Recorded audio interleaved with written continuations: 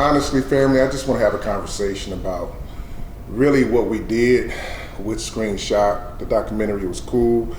I feel like we could do a lot more. I don't know if we need a podcast. I don't know if we need a show.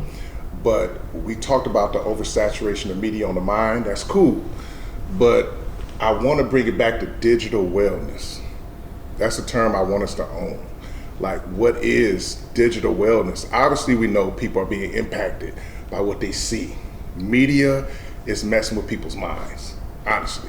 And you guys know, what I'm talking about on a deeper level.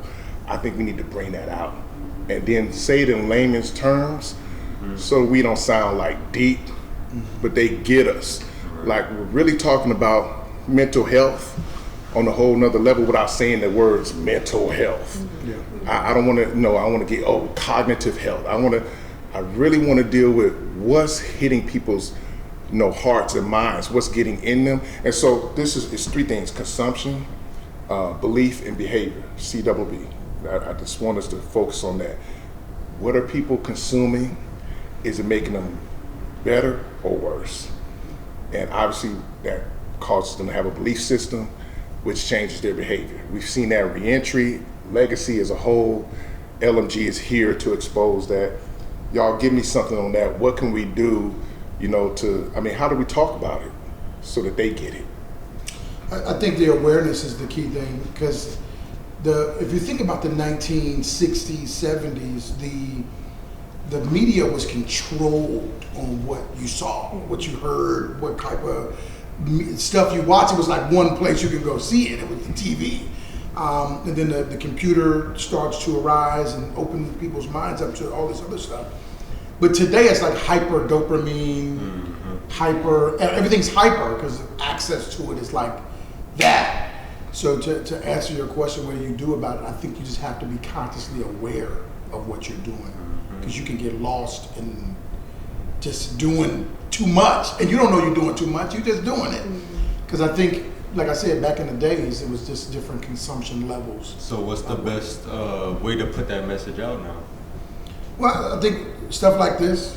I think making the best media is the media that causes you to stop being entertained and be educated. And in Drumline, it's a famous, one of my favorite movies. He said, not the edutainment speech, because Dr. Lee was mostly about educating and not entertaining. But I think you need a fair amount of both. It's a balance. Yeah, but I think we need more education in media, but it's not presented like, I'm going to teach you something. Right. But you just so happen to learn something from what you byproduct.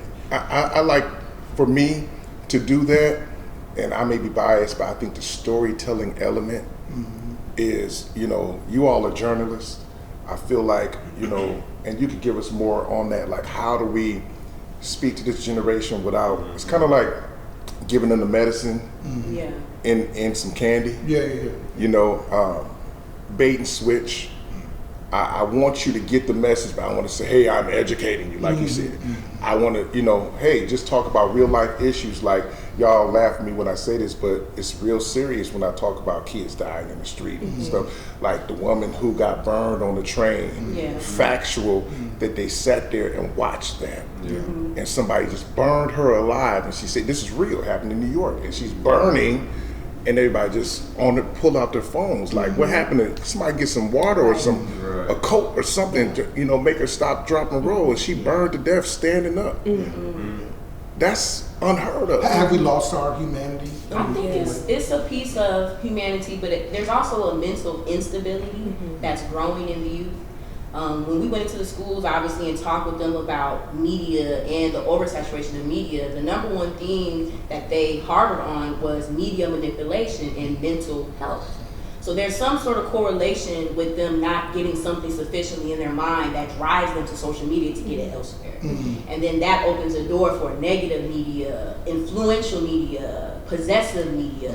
And now, are you actually thinking about you? Are you actually making moves and decisions that are you, or are you influenced by the media that you're digesting? That's good. But also, too, I think what's been brought up a lot is like people think this is like the destruction of society. But what people also have to realize is like with evolution, there's always two sides of it. You know what I'm saying? Especially as a collective of human beings, it's like when you have a lot of good things going on, there's going to be just as much bad or even more bad happening at the same time. And then obviously social media highlights that, and whoever's running it can dictate what is shown the most. So that's like AI. Like, how do we tell the difference between what's true and what's not? Like, I got messed up when they had Martin Luther King out here just getting it. You know what I'm saying? Like, come on, bro. Come on, don't do us like that. You know what I'm saying? Had to speak on it.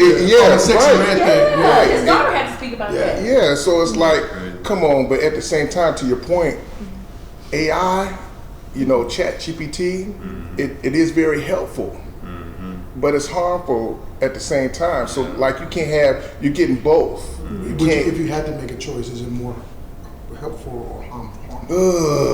That's a tough question. Is it more helpful or harmful? What do you think? Media? Well, AI. Subjectively or objectively?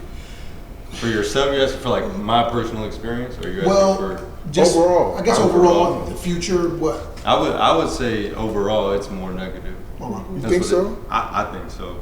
I think. You mean AI? You mean AI? No, I'm talking about media in general too. But it's the same perspective that would cross over to AI as well, because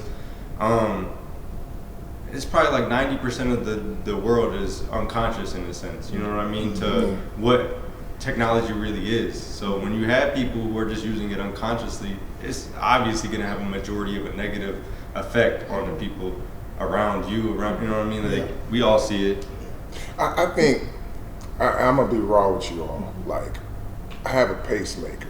When I got it, they told me it was Bluetooth. That's great. So I'm like, wow. You know, okay, what do you mean by that? He's like, let me show you. So first day, he was like, had a device and he sped my heartbeat up. Wow. So I'm like, oh, you lying? I'm okay. And then he slowed it down. I was like, oh, that's crazy. So I'm like, right now I'm connected to a system where somebody's monitoring my heart. And he could be like, right. Yeah. Repo Man. What the heck? That, and so. No, you ever seen a movie? It's a movie. Exactly that.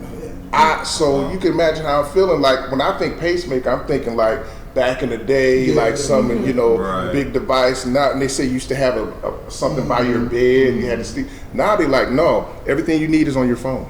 Wow. As long as you got your phone with you. So it's like technology has advanced us. But at the same time, it's crippled us, because you have people in the barbershop all sitting there and they're all on their phones. You have a detachment where people are not engaging anymore outside. So it's hard when you say you can't, like when somebody says it's just negative. It's a lot of bad things that happen because of social media and technology.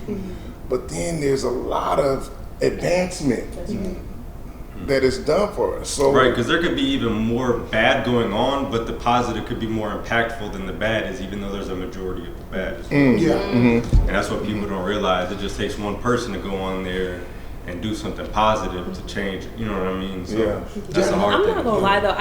I do believe, and y'all can tell me if you disagree, but I don't find AI to be necessary or needed at all in no circumstance. I think we have your daily life. Right. I think we have enough information as is to get what we need.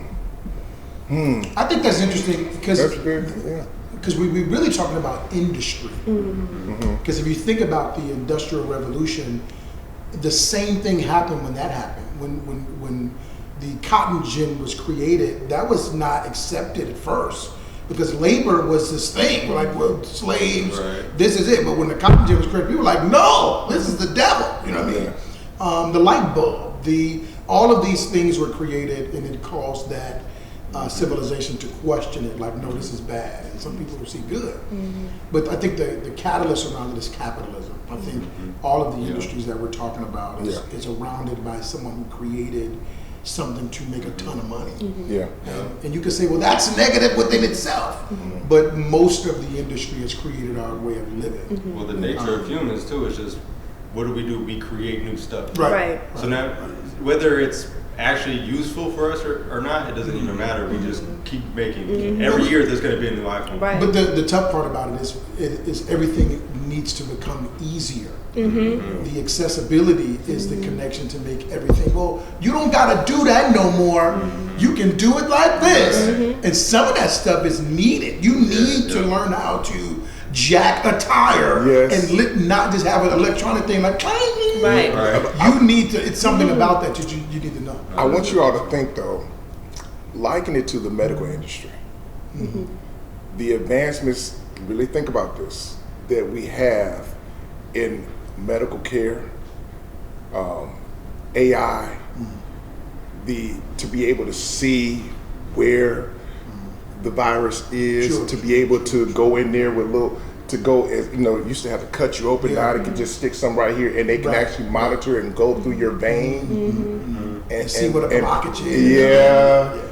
That's AI. Yeah. See, so that I think sometimes when we say AI, we're thinking the images. We're thinking, make me a flyer. We're thinking that. That's true. But you got to think of the advancements in so many industries that have caused people to not only survive, but to thrive. No, I agree. I agree. I love AI. I love the advancement of technology as a millennial, growing up, seeing the transition from not having access and then having it like that. It opened up a whole new world of opportunity and learning for me. And I think having access to that, it allows you to dream bigger and think bigger. As an entertainment writer too, I'm able to do a job with a boss that I've never met in person. My editor is someone that I got a job through strictly off social media, strictly off of my online profile. I sent him copies, he saw what I was doing, and I've been hired. I've been working there 5 years. I've never met my boss. But had it not been for all of these previous advancements and now having a social media resume, I would never got the job.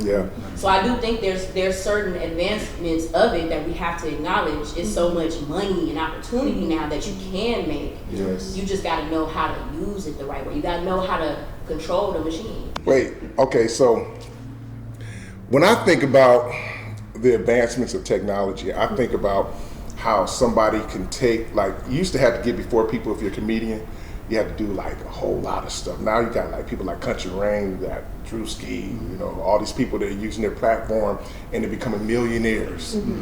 And so now I don't have to actually go out and speak. I can create a platform, I can create my own world. Now that's good and bad. But at the same time, look at the advancements of that. So like, what are we doing? Are we utilizing the gift of technology the right way? Or are we exploiting it? You think we're capable of? I think we just getting lazy, if I'm being honest. Like, at what point will we develop something and say, all right, that's enough? I don't think we will get to that point. I think we're going to keep on making stuff and keep on making it easier and easier, and we're going to keep getting dumber, if I'm being honest. Because who is actually opening a book and reading it anymore? People that have already been doing it, not a new kid or like, And that number's becoming lesser and lesser. Those that even read a book. To the point, technology is making us take the easier option. And if you think about the kid who's growing up in this generation, he never knew the harder option. He doesn't understand what I'm talking about. He don't know. His first option is hard. That's deep. His first option of what he's dealing with today is hard. He's struggling today with the easiest way of living ever. So I think I heard somebody say this before. So like technology, would you say, is it making this generation soft? And the reason why I say that, because like for instance, you talk about hardship. This generation can't write in cursive. This generation doesn't know how to like cram like we used to have to cram. Now you can just get Chat GPT, and you had to have Britannica back in the day. Y'all remember Britannica? I don't know what that is. Y'all know? You don't know? I wasn't scholastic. Am I that old? Dictionaries like Webster. Encyclopedia. Yeah, I don't know about that, for sure. Britannica was like encyclopedias, right? And I remember I got a whole set one time, and I was so excited about that. And it's like, you're not gonna read through the whole I set, had but hooked on phonics. you had hooked on phonics. Okay. But that was See, physical. that was But yeah, see- I had to. still I thing. didn't have it. I'm joking, but hooked on phonics was a physical It was thing. a book. Yeah. Yeah, but I'm saying we're getting to your point, dumber. I hate to say that. Lazier. No, it's Lazier, real. not dumb. Lazier. Both. But at the same time, we can't forget if technology is used the right way, and we got to talk about the generations because Gen Z, how are they using technology as opposed to the baby boomers? The baby boomers they know the hard way. So now, someone like myself, this is helping me. But Gen Z, you guys are what, Gen Z? No, millennials. You're millennials. You're Gen He's Z. the last of the millennials. I think. Right, yeah, right. Where were you born? I'm 2001. Yeah. Yeah. So the millennials are, Yeah. He's right on the edge. Yeah, right. Yeah, coming up. and you call millennials the perfect generation. We Why? are. Why? Millennials are the perfect generation because we experienced tactile and technology. We experienced, and I don't like that word tactile. I don't know where it came from. That came from your pastor. He said that in the movie screenshot. That we understood what it feels like to not have technology. Our endorphins had to come from riding a bike. Our endorphins had to come from knocking on the door to see if my friend could come outside. My endorphins came from who calling? Who is this? You know what I mean? And we also experienced what we experience today. And I think no generation that's still alive today can say that. I think Generation Z, not Z, X has more tactile experience than technology. And those that experience technology, they're kind of learning it slowly and they got it, but they come from a further back. They remember blocked cell phones, Right. It wasn't in their childhood. beepers, you know what I mean? Like, Right. that wasn't us. We missed that, but we also caught the sidekick and the Nokia snake and chirps. We caught that. So that's why I call it a perfect. But just to add to that, I do feel like as far as generational too, there's a certain level of like censorship that was there too. I couldn't use my phone at school growing up. I didn't have no phone when I was in grade school. I didn't get a phone until I was like 14. You know what I'm saying? And then in the house there was one computer, one desktop computer that everybody had to use, and you could only use it when your parents was home. Yeah. Or when you wanted to like you burn a CD, you had to illegally burn the CD and get your stuff, and then the site might go bad, and then your whole computer might go bad. So I feel like too, there's like a level of like accessibility and censorship that's also changed through generations.